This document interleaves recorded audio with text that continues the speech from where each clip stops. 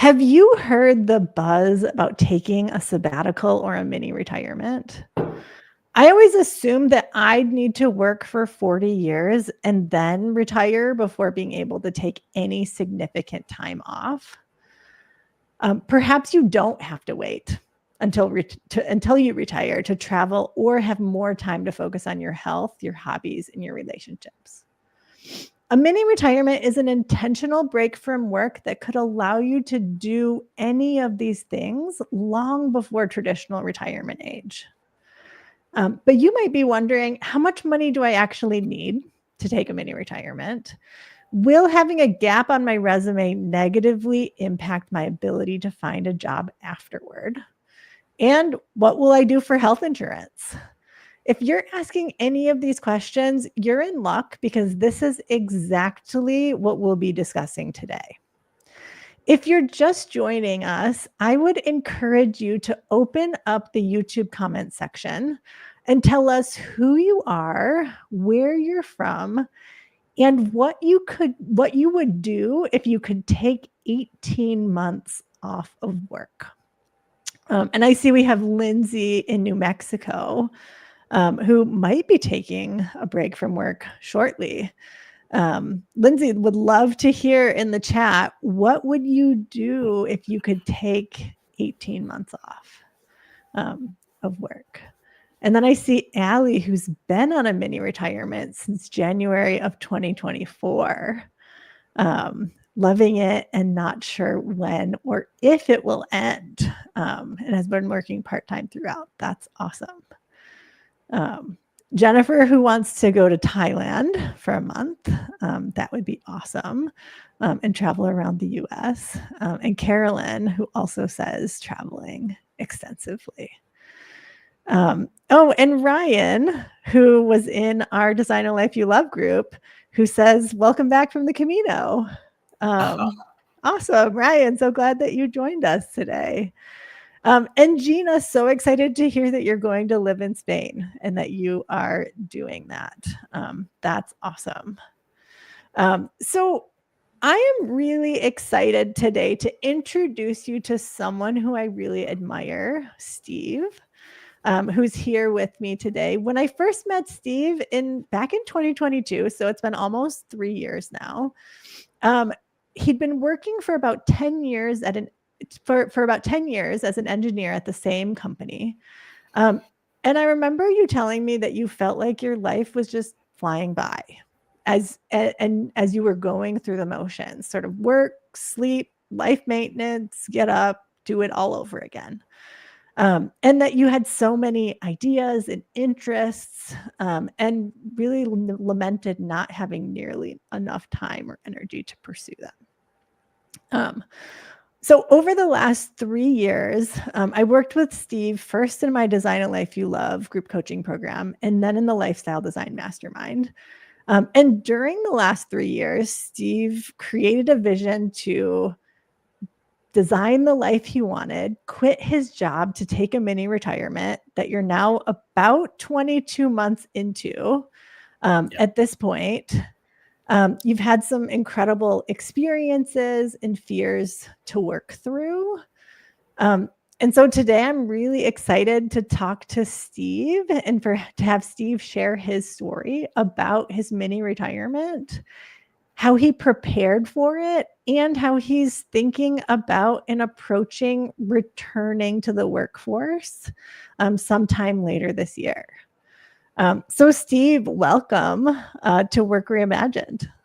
Thank you. Thank you. That was a very kind and generous welcome. I appreciate it. And I'm happy to be here and share my story. And hopefully somebody, if even one person gets something out of it, then it'll have been worth it. So. Absolutely. Yeah. And then I see we have a couple other folks who've introduced themselves. Heidi in Dallas, who also wants to travel. Eddie in Australia, and who also says, what else but travel? So it sounds like we have a lot of folks interested in traveling here. And then Elizabeth in Ohio, who She's done that once, traveled to Europe and spent 10 months in South Africa. But next time, so next mini retirement, wants to take some certified financial planning classes. So that's awesome. And then we have Connie in Tampa who would like to travel and focus on health, so get in better shape. Awesome. That's a wonderful reason to take a mini retirement. And then I see Kristen in New Hampshire. Kristen, I need to know where you live in New Hampshire. So maybe send me an email after this because I want to get together with you because I live in New Hampshire. I know that sounds weird, but I'm still like meeting people up here. And that you're thinking of taking 6 months off soon to enjoy some time with your young kids. So that's awesome. Yeah. So Allie said something that she's already gotten something out of this conversation so far, and we haven't even really dove in. Just finding others discussing this topic makes it feel less taboo. So yeah, fantastic. So in terms of housekeeping, quickly before we dive in, I would love for you to use this YouTube comment section similar to how we would use a Zoom chat. So if you have any questions for me or any questions for Steve as we're working through this, feel free to post those in the comment section, and we will do our best to get to as many questions as possible. And if you have any ideas or if someone else asks a question that you have an answer to, feel free to respond. We want this to be as interactive as possible, and we won't be able to get to every question. And so you can help by answering other people's questions as well. So we're about to dive in to hear more about Steve's mini retirement story. But first thing that I want to do is get a pulse check. I would love to hear from you in the chat. Are you interested in taking a mini retirement? If you are, put a 1 in the chat. And if you're not, put a 2 in the chat. That'll just give us a sense of like, where are you? And maybe if you are interested, like, is it something that you're interested in doing imminently? Or is it something that you would be interested in doing several years in the future? Or you're interested but have absolutely no idea when you would. Feel free to share some of those things with us as well. I'm seeing a whole bunch of ones in the chat. So it seems like, I definitely would love to take mini retirement. So it makes sense. Yeah. And I see not imminently, several years in the future, maybe 18 to 24 months out. Awesome. Okay. So if you have any questions for us throughout, feel free to post those in the chat, and we will get to those as we go through this. So Steve, I'm really excited to dive in. What I want to hear first from you is, so you've been on a mini retirement for the last almost 2 years now. Yeah. Can you walk us through it? Like that's a long time. And so what were the like distinct phases, and what has your life looked like in those phases? And what have you been doing in the last year and a half plus? Yeah. So the way I think about it is it's kind of been about 3 distinct phases, I would say. With the first one being that phase you typically hear people talk about it who've retired early or have taken mini retirements, just like the decompression phase from like being burned out and stressed. And, a lot of people in the fire community feel like they're just working so hard and, life can feel a little out of balance. And I think that's what draws a lot of people, not all of us, but a lot of us into the space, is something doesn't feel quite right in our work life.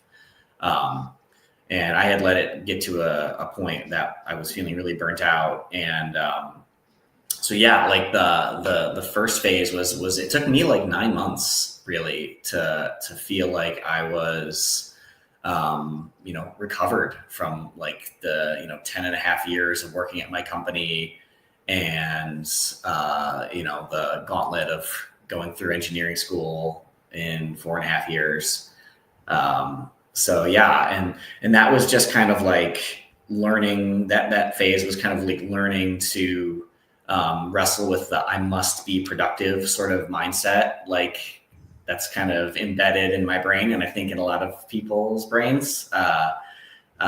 The guilt feeling like, wow, I'm just kind of like not doing anything today, or yeah. So working through all that, like feeling recovered was mostly what I did. And I actually was like, I didn't feel like I was really able to let go right away. I actually worked part-time for my company fully remote. And that was like a panic thing. I decided on my last day at work to make that offer to them, and they accepted.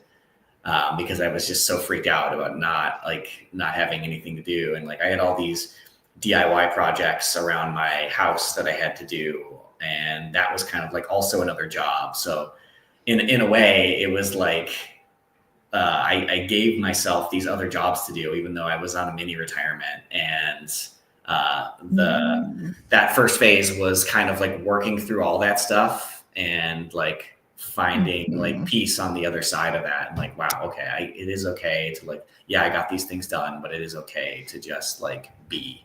And that, yeah, and that took 9 months for me. Yeah. So just reflecting on the first phase for a minute, like it sounds like it was almost like a work detox phase. Like it was also like burnout recovery, but also like, I don't know, like it was a little bit more the right way. It's like a, I don't know, like detox. It wasn't like work was an addiction, but in some ways, like productivity is almost like an addiction for us. And it's just part of our society and ethos, and like must be productive today kind of thing.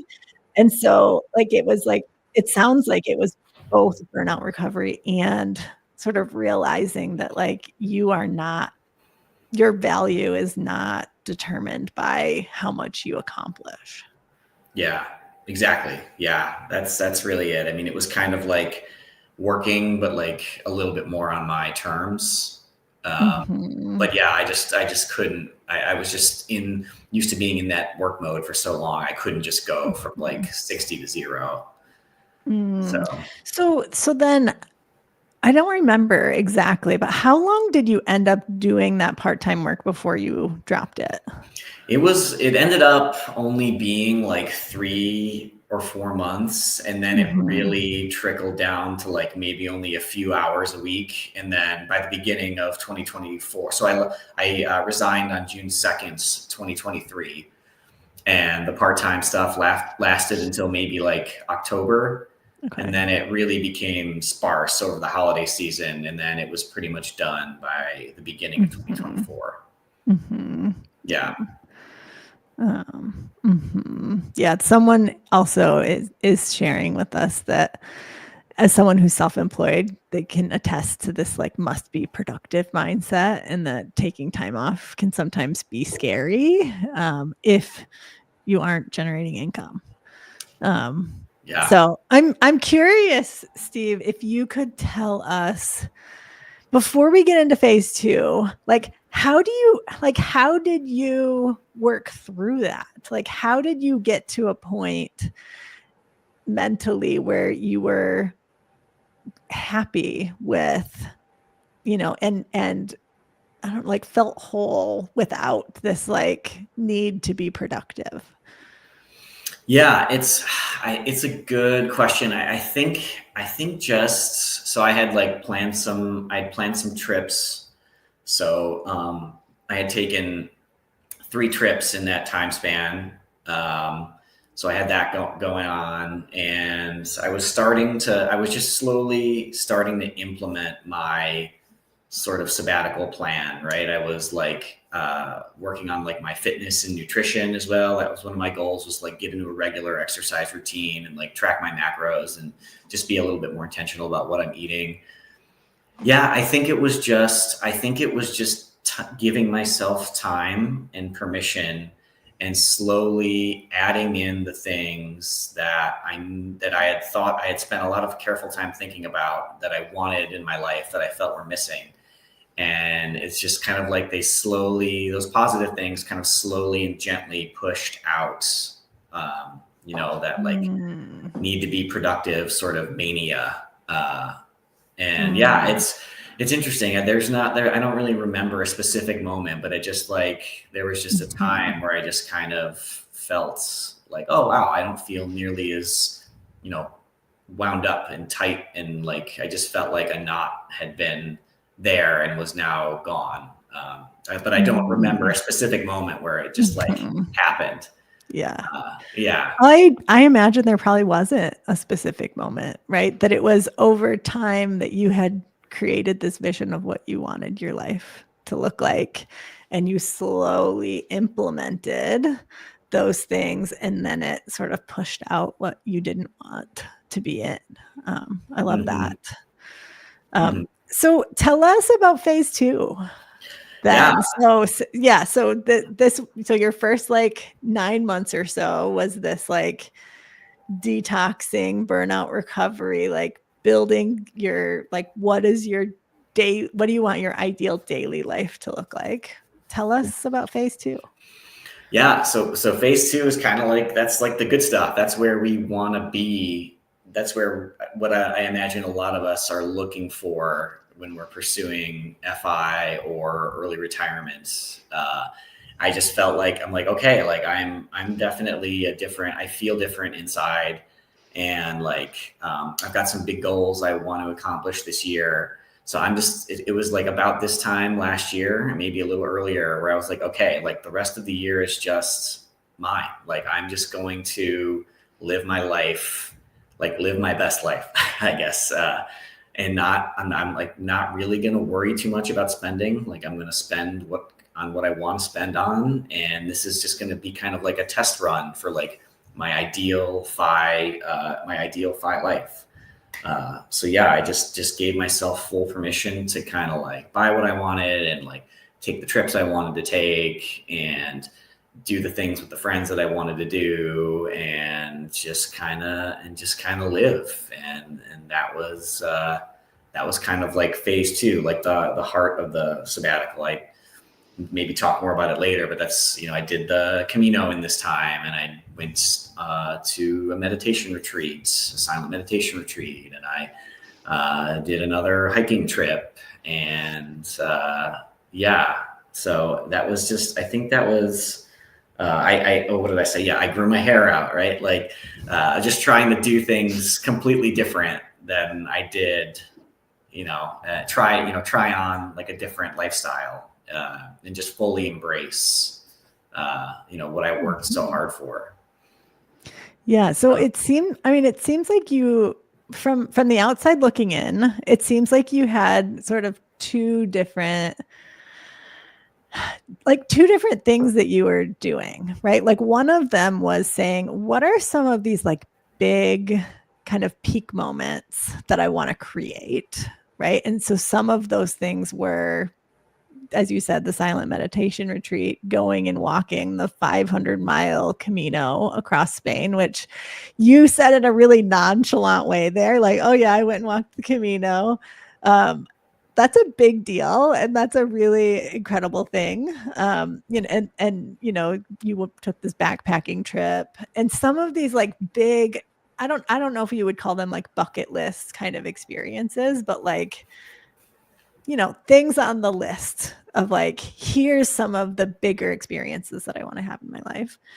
And then I also know that, you aren't someone who decided to pick up and like go and be a digital nomad for 18 months, right? Like, much of this mini retirement happened in like at your home and like where you live. And so a big part of what you were also trying to do was to figure out like, what do you really want your daily life to look like? And what does ideal look like? And I'm curious if you could tell us, like, what did that turn out to be? Yeah, I kind of glossed over that, but yeah, like that was a big part of it. Is like right. So like my ideal phi life isn't just going to be walking in Spain and doing all these adventurous things. Like there's going to be some downtime just at my home and living my life. So yeah, I did kind of settle on like a routine that I would do most days. I get up usually around 8 o'clock. Wake up naturally right around then, and I do my like morning routine really relatively quickly. I mean, but I also try to relax. I'm a big coffee drinker, so I have like espresso machine in my kitchen, so I like make myself a latte at home and enjoy that. And then I read and I meditate and I stretch and I have breakfast, and that's usually like the ideal start to my day. And then I go exercise. That's usually at the gym, like lifting weights. I'll swim sometimes, and then it's lunchtime, and then like after lunch is like my whatever my thing is that day.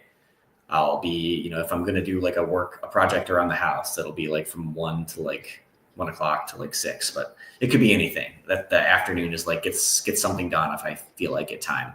Um, and then I'd have dinner, and then after dinner, if I don't have any social plans, it looks like I'll read some more, or I'll watch a movie, or play video games, or something like that. That's kind of just like the average boring life of a early retiree, sort of. Average boring life of someone on a mini retirement, Yeah. living life. Yeah. Yeah. So yeah, it's great, and it's interesting to hear too, because I think some people, when they think about like, oh, if I took that time off, like how would I even spend it, or like how would I make sure I'm spending it well? And I think, it sounds like for you, creating a routine to say like, here's the things that I like absolutely want to do every day, and then like I'll do something like of my choosing in the afternoons. That could be something that's productive, or it could be social, or it could be a whole variety of different things. But it sounded like having some structure around it has been helpful.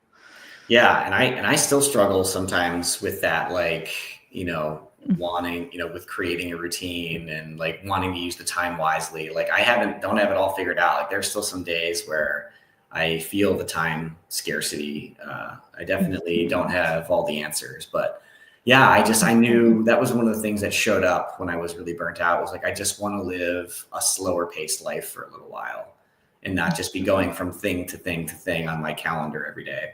Yeah. So yeah. Jennifer asks if you found that your social activity went up or down when you did the mini retirement. Way up. Yeah. Yeah. For me, it's just been night and day post mini retirement. I've found out that I'm more social than I gave myself credit for. I always used to kind of tell myself I'm a super introvert story, and I still think that's true. I still think I'm not charged by social interaction like maybe some people who identify more as extrovert are. But I definitely, and that's one of my goals that I keep track of as part of like the mastermind is making sure I'm doing it.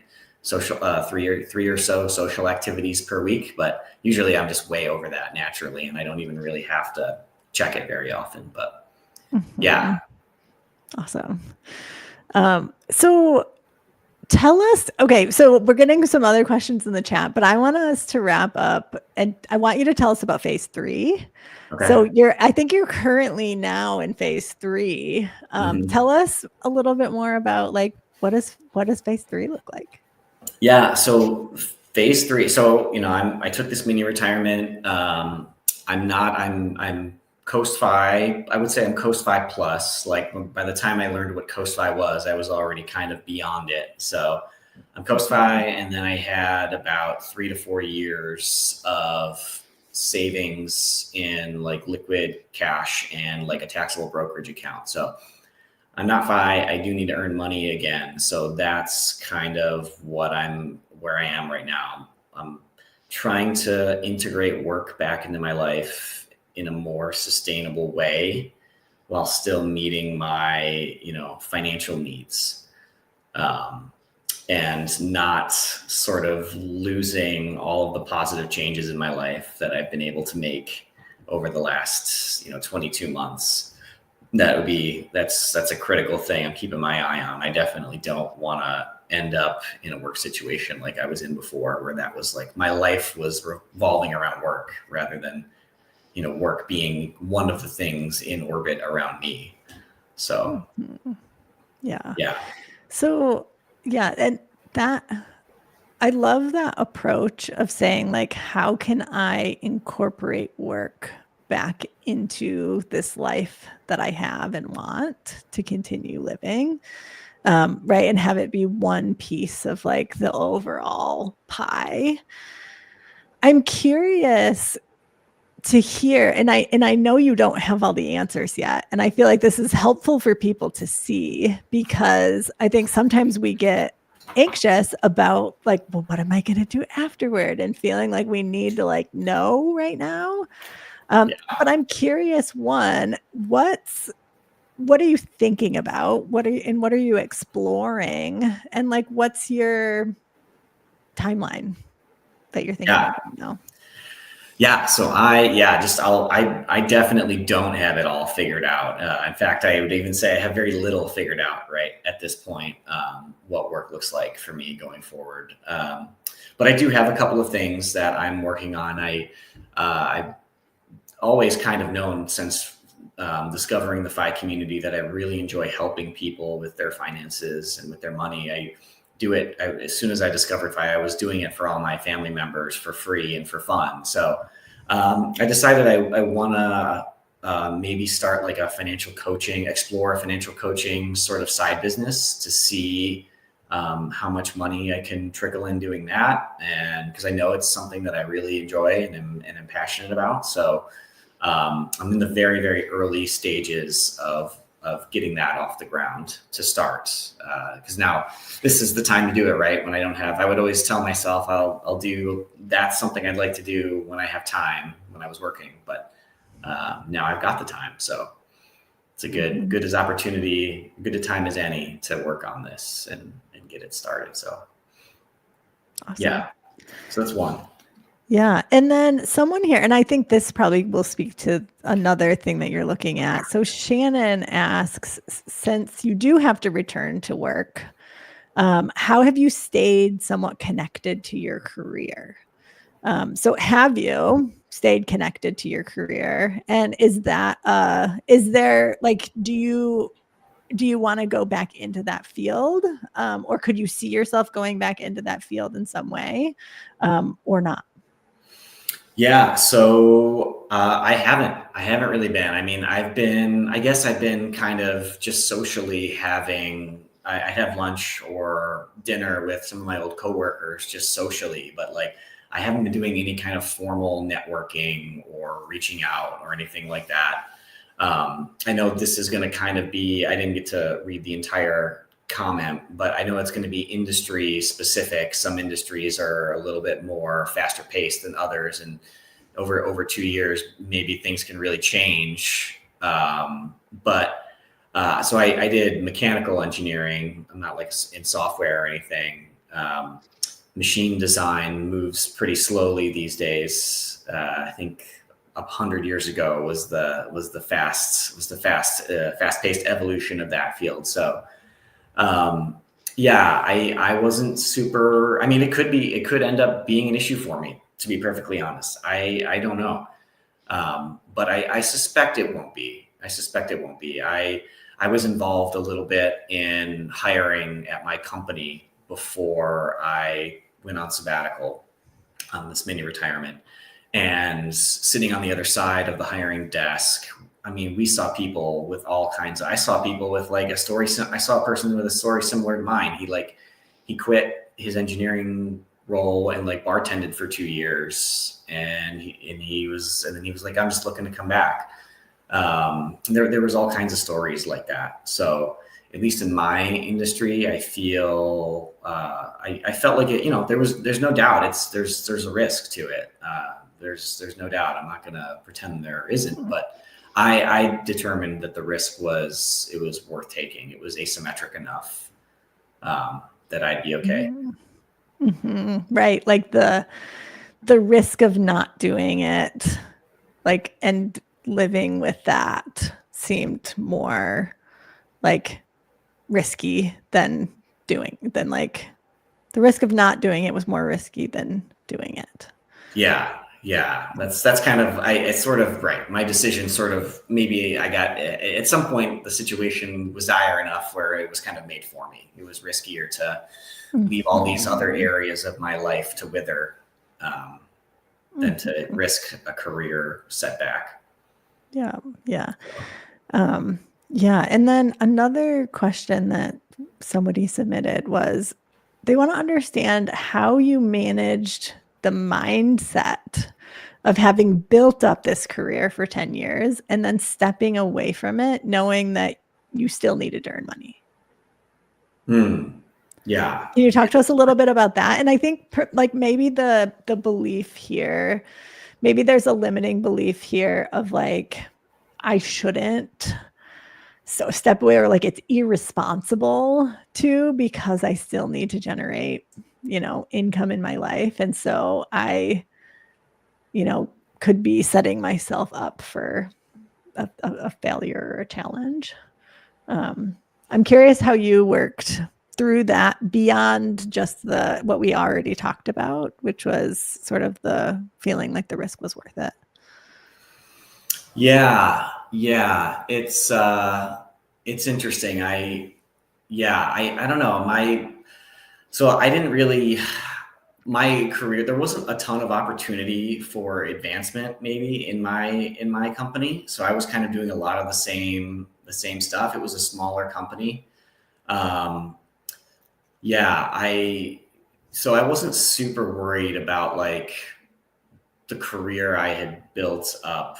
And I think I started to realize towards the end that, because I was also starting to manage people at the end of my tenure there, and that was really the next step up for me, was being the supervisor of my team. And ironically, I did get offered that job 6 months into my mini retirement, which I wrestled with really hard for about a week, but I turned it down. They wanted me to come back after 6 months and be the supervisor of my team. But I just, it's hard. Like, I'm trying to think of what the commenter was meaning with mindset. Like letting go. Maybe there's a little bit of like you've like sunk cost. Like, I've put so much time and investment and effort into this career, and now I'm just kind of like throwing it away. Maybe there's a little bit of that going on. I don't want to put words in anyone's mouth, but if that's the case, then yeah, I mean, there's definitely, I don't really see it as that. I don't see like that as wasted time. Like, I get to take all of that experience with me, whether or not I go back to this company or not. They did. And I guess I should have said at the outset, like, they did say, I left, I gave them like 3 months notice, and I made this as amicable a separation and as easy a separation. I helped train my replacement for like a month. So they basically said, we'll bend over backwards to make a position for you if you want to come back. So I guess I should have said that at the outset. So there was a little less risk in that regard. But, who knows? Times have kind of changed economically. That was a promise they made 22 months ago. Maybe they don't feel the same way anymore. But yeah, in terms of the mindset, I would maybe focus on like the skills you learned at your job, you get to take with you to another company in your industry. And I love that perspective, because it's like, you're not like, the perspective could be like, I'm letting it go, and then I'm going to take a mini retirement, and then I need to start back at square zero. But like, you're never starting back at square zero because you have all of that life experience and all of those skills that you've built and everything that you learned in the mini retirement. Yeah. And I've also, as someone who's done hiring before, you were talking about that like when people come in to interviews like energized from having done like taken time off and having had like a really interesting experience, like those people are often magnetic, and like you were like, oh, I want to learn more about what this person is doing because that's really, really cool. So yeah, just the like it's not sunk costs because you take everything that you learned forward. Right. Yeah. And financially, you're right. I do need to save more, but again, that's a similar concept. I'd say I may take a little bit. It's possible I'll take a little bit of a paycheck cut going back into the industry, but I can't imagine it'll be very long before I'm back to where I was. And that if financially in terms of what my income was. And that is if I take a cut. And that's where I'm really leaning on my savings and investments and my progress to FI already. I'm making sure I have a really strong financial setup going into this so that I feel comfortable on the financial side as well. So let's talk about the finance side because we've gotten a few questions from folks related to that and just how you prepared for this financially. And so Zach asked, for the financially anxious of us here, are you willing to share some of your numbers? I don't know if you are. If you aren't, that's okay. You can share with us like percentages or timeframes. But like what did that look like for you? Like, how did you get to a point where financially you felt like you were able to do this and still meet your long-term financial goals as well? Yeah. Okay. So yeah, I recently, so I'm also the admin of my local Choose Fi group, and we just started doing financial case studies. So I did do a presentation with my finances for everybody there. So I'm pretty comfortable sharing some specific numbers. So let's see. So my spends, I guess I could start there.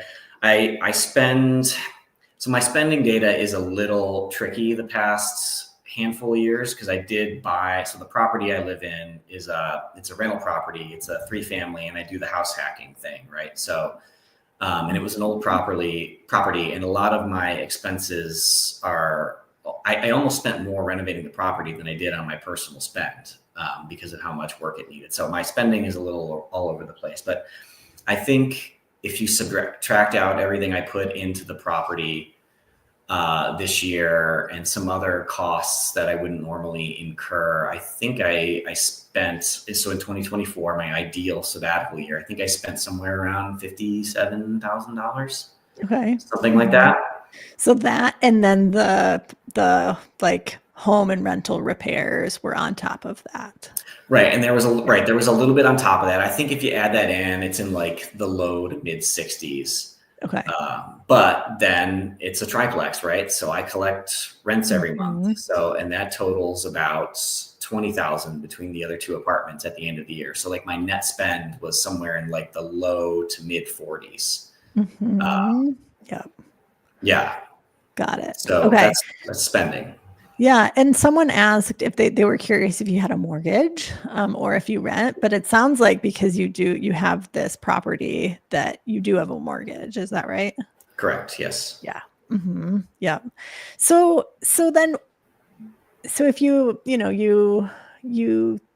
spent like above your passive income, right, that you get from the rental properties, you're spending between $45,000 and $50,000. What did you like? How many like months or years of expenses did you feel like you needed to save to feel comfortable taking this sabbatical? And then do you feel like now with hindsight, do you feel like it was enough? Just enough, too much, not enough, like of the like, Goldilocks and the three bears, like, is it too big, too small, or like just right? Yeah. So outside of my retirement, so what I wasn't going to touch any of that for this. That's my Coast-Fi bucket. What I had saved outside of retirement accounts, uh, I had like, let's see, what did I have? I probably had like 25,000 or 27,000 in cash. That includes like a sabbatical fund, a personal emergency fund, a fund for the rental property, an emergency fund for the rental property. I had another 10,000 in I bonds. And then I had like 125,000 in a brokerage account. And all that represented to me about 3 to 4 years of spending.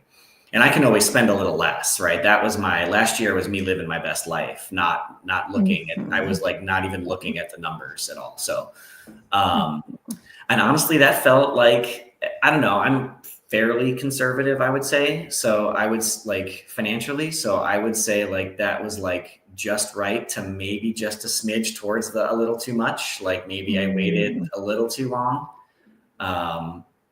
But yeah. So, and then do I have plans to fire? Yeah, I do. And that was one of my big takeaways from my talk that I gave at the local Choose Fi group. Like, it's funny how like so much talk goes into like the beginning when you're first starting your journey. Every dollar you save has so much power and compounding. But like when you get more towards the end, like where I am, like your portfolio does so much more work than you could ever do. And like the difference between me going really crazy and like working 80 hours a week and saving a ton of money, with some variables that assumptions I made, like versus like kind of taking a more relaxed path of like working part-time and engineering and then doing my financial coaching, like it only like bought me like 4 extra years to get to Fi. Right. So like, and that's like I think the difference was like 7 and 11 years. So like that would be like 7 years of torture just to get to Fi 4 years sooner when I could like, have a more sustainable work approach that who knows, maybe I'll keep doing that. So after I'm Fi. So that was one of the key takeaways in my talk. So. Yeah. So I want to sort of double click on that point. And there's someone also who says in the chat that they think being Coast-Fi takes some of the pressure off of what you need to earn when you're going back to work. And so for anyone who's here who doesn't know what Coast-Fi is, let me just define that quickly. So Coast-Fi is the amount you need invested for retirement today that if you don't add another dollar, it'll grow in the background to provide you with a comfortable traditional retirement. And so that money is just going to do its thing, right? Because we see, we generally can expect over the last 100 years, right? We've seen an average of 7 to 10% returns in the stock market. And so we can expect that money is going to continue to grow over time and in the background. And so Steve, it's really interesting because I remember even recently doing a similar analysis that was saying, like if we continue, like 2 years ago when my husband was working full time and I was running the Pioneers, we were looking at it and saying we could reach Fi in 5 years or something if we continued at the same pace. But like if we scaled back and only covered our actual expenses, it would add like 3 years to our timeline. So like why would we have him continue working full time in a job that was burning him out if we could scale back and only cover our actual expenses, doing work that we actually enjoy doing? And that we'd probably want to do further into our FI journey anyways, because, and so a little bit about our story too is, at that time we were living in Boston, which is a high cost of living area. And we decided to move to New Hampshire, to live in the mountains, not because we were trying to do geo arbitrage and like live in a lower cost of living area, but because we realized that that was where we wanted to be. And then, it lowered our expenses because it was a lower cost of living area. So then after moving, we realized like, even if we only cover our actual expenses with active income, like we could reach FI in like 3 years, or something at like pretty insane like that. And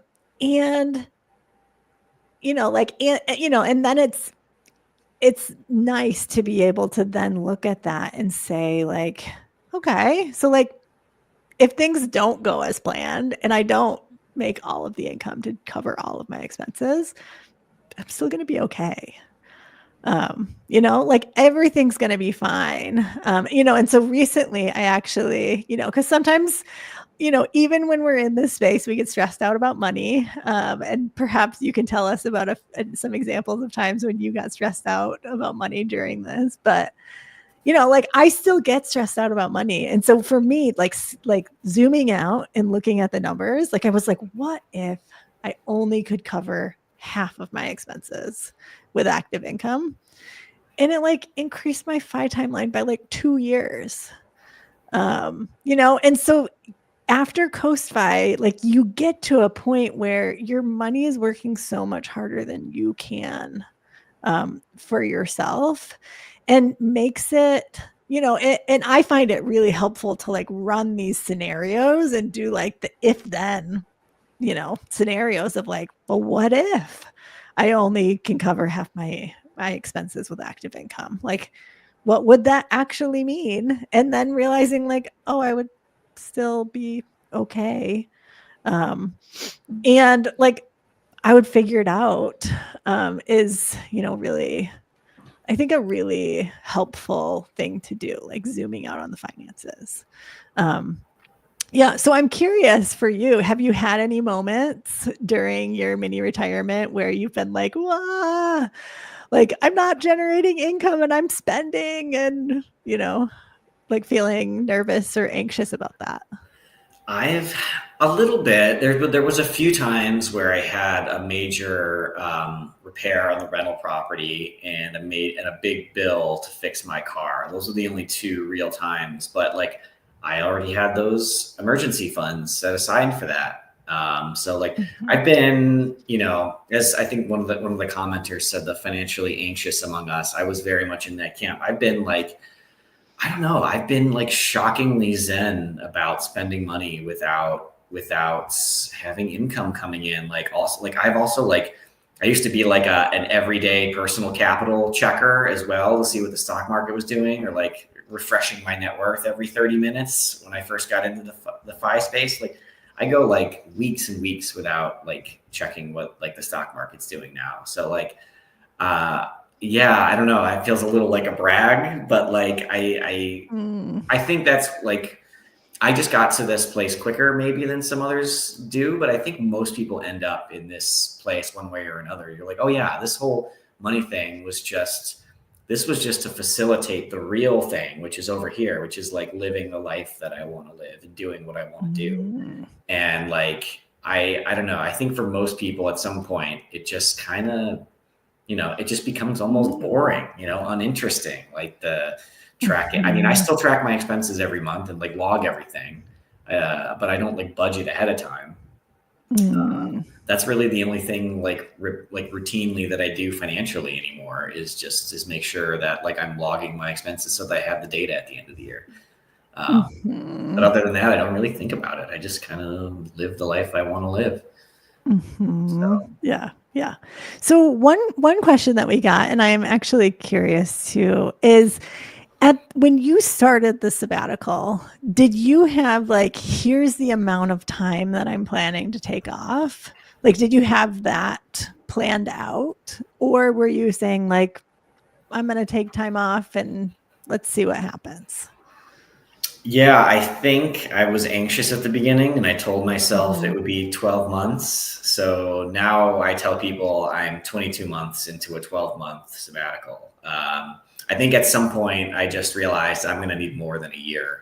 And I just kind of Mm-hmm. like I just let the ends just kind of be what it's going to be. Um, Mm-hmm. Yep. mhm. Yeah. And it sounds like you in some ways you oversaved, so that allowed you to be able to, like, you weren't saying like, oh, I have just enough to Right. do 12 months, right? Sort of realizing like you can tap into to those taxable investments, and still be coast fi and still be on track for, your traditional retirement or even early retirement. And it's funny, I hear a lot of people in the FI space often saying things like, I'm 22 months into a 12-month sabbatical, or I'm 3 years into a 1 year sabbatical. And so I think, yeah, I think sometimes we realize like the money actually stretches quite a bit farther, um, as Yeah. well. Yeah, Hmm. than You we you give definitely credit spend more on some things, but you also spend less on other things. So yeah, it's for. interesting how it Mhm. just kind of stretches in ways you Yeah, don't expect. yeah. So I'm curious if you could, so all of the people on this are thinking, it seems like most people here are thinking about taking a mini retirement in the future. I'm curious, one, what advice would you have, or what would you encourage people to think about? And what were maybe some of the fears that you worked through that you could provide some insight on how to work through those? Yeah. So yeah, I do have a little advice. I think just generally, first off, it's really worth doing for most people on the path to FI, I'd say. Unless you're really, really satisfied with your current work situation, I would say it's worth doing, even if it's just like, think of this as just like a test run for early retirement. I've heard so many stories from regular people, but also like influencers and bloggers and podcasters in the space who've done the gauntlet, run the gauntlet to FI and like ended up like regretting it, like thinking they should have gone much, much slower. Like I was introduced to the FI community by Brandon, the mad scientist, and he's one of the more, he doesn't do a lot anymore, but like when he is interviewed, that's one of the things he always says. He says, I just took it way too hardcore and I deprived myself too much and I was too focused on the numbers. Um, and yeah, I just think it's wise to listen to the people who are already where you want to go.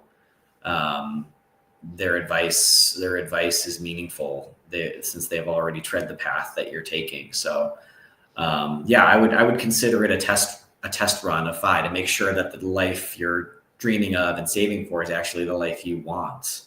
Um, another one is Joe Saul-Sehy from the Stacking Benjamin show. He tried the full nomad thing and ended up, he was like, we're going to do the perma traveler thing, and was like, oh my gosh, we hate this. I need to settle down somewhere, at least for most of the year. Yeah, so I think it's looking at your mini retirement as maybe a test run for your ideal FI life is a good framework. Just even if you just do one mini retirement or one sabbatical. Um, so yeah, and then the other thing is, I don't know how everybody else is, but like, ask for help. I really needed help with this. I would not have been able to do this. Financially, I was okay, mostly on my own, but emotionally, I was not even close to prepared to taking this on my own. So, getting into therapy for the first time in my life, and working with Jess in her programs and mastermind groups and stuff has been immensely helpful. And then going to FI events in person, both like in my local Choose FI group and at like national FI events, so Slow FI Retreat, Economy, Camp FIs, they're all great for meeting people in real life. And that really is what cemented it for me, was like meeting people in real life and talking to them about doing stuff like this. And that's what made it seem real. So, yeah, I've learned that anytime I want to do something hard in life, I'm learning. My ask for help muscle is very atrophied, so I'm working on strengthening that. So yeah, that's some other advice I'd give. Yeah, and let me see. I have some fears jotted down that I had to work through. So yeah, I had like a lot of general fear about bad things happening, like a lot of what was already asked. Like I had the same things, like not being able to get another job, like that would come up. And I would just kind of like in therapy and in coaching and with other people, I just kind of like break down like, okay, let's say your company won't take you back, then what would you do? And then let's say this happens and you can't get another job in engineering, then what would you do? And then let's say, like gaming out the absolute worst case scenario. And I realized, wow, like even like the worst case scenario wouldn't be awful. And that's just like laughably unlikely.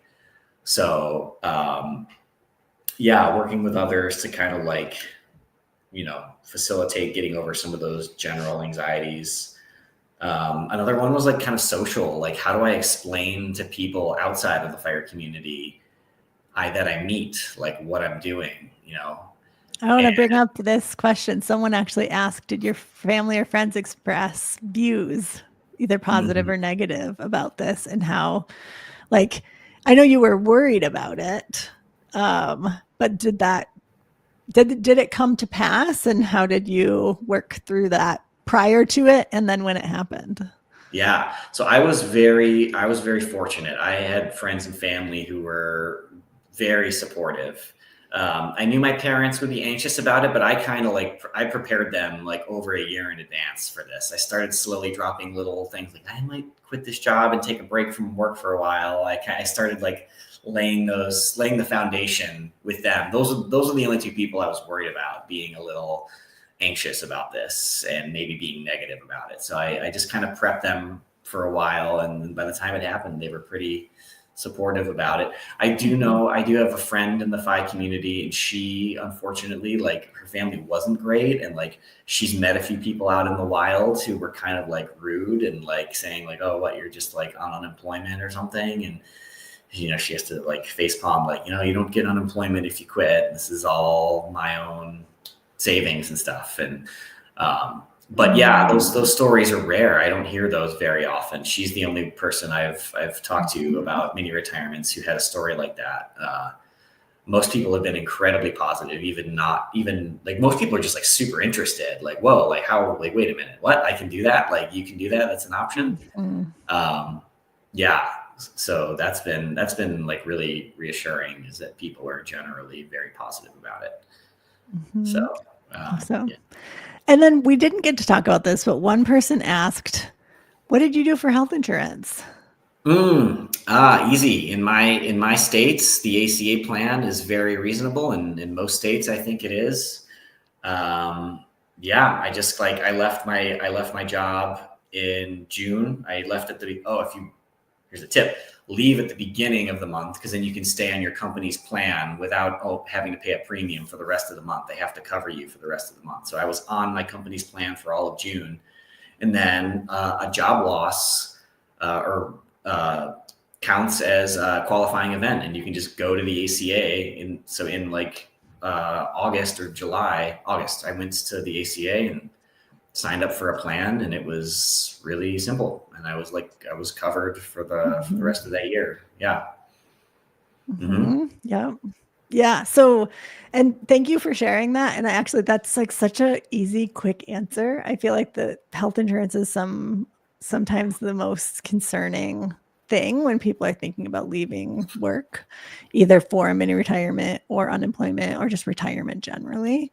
And my experience has also been that like the ACA, the Affordable Care Act options are pretty decent. Yeah. And not hard to do. Like there's some adjustments that sometimes need to be made, but it's not as complicated or scary as I once assumed it to be. Same here. It was not a big deal at all. Yeah. And if anybody wants to learn more about the health insurance piece, we just released a video on Monday about it that sort of walks you through all of the options and like how do you actually sign up for it, and how do you check to see if you get a subsidy, how do subsidies work, all of the nuts and bolts things if you are considering this, so that you can move forward with confidence. Yeah, I watched that video earlier today. It's very helpful. I wish I had it available when I was getting ready. I just kind of figured it out. Awesome. So we're going to wrap up here, but Steve, thank you so much for sharing your experiences with us. If someone would like to engage with you or follow your journey, is there a way for people to do that? I know they could join like the Cleveland Choose FI group that you manage. Yeah, I'm pretty offline. I don't really have a lot of accounts or social media accounts, but if you're ever in the Cleveland area, post something in the local Choose FI group, and I'll see it. I'm going to be at Economy in a few weeks in Cincinnati. If anyone else is going to be there, please come up and say hi. And I'm going to try to go to FI events more in the future. I like making new friends in person. So awesome. Yeah. And if anybody has any questions for you, I'm happy if they want to reach out to me, I can funnel questions over to you too. Yeah, that'd be great. Awesome. Well, Steve, thank you so much for joining us today. For all of those who are here and listening to this, either in person live, not in person, but live with us right now or watching the recording, thank you so much for joining us. I am excited about you all hopefully taking mini retirements someday. And when you do, I want to hear about them. If you're interested in taking a mini retirement like Steve did, or figuring out how to make a significant life or career change, I also would love to work with you in my Design a Life You Love group coaching program, which is the program that Steve originally participated in, and then joined the mastermind from there. I started that program in 2020, and I've brought over 20 cohorts of people through that process. The programs are currently running right now. They're not actually open at the moment, but I do have a wait list. And so if you are interested in being the first to hear when doors do open again, I'll drop a link to that in the comments so that you can get that information. And so that you can be the first to know when the doors do open, since I'll be running programs again later this year. So I posted that in the comments. So if you're interested, check that out. And Steve, thanks so much for being here today. This was awesome. Thank you for having me. Awesome. And I hope that people are inspired to take mini retirements. And I will close this like I close every YouTube video. Thank you all for watching, and go enjoy the journey.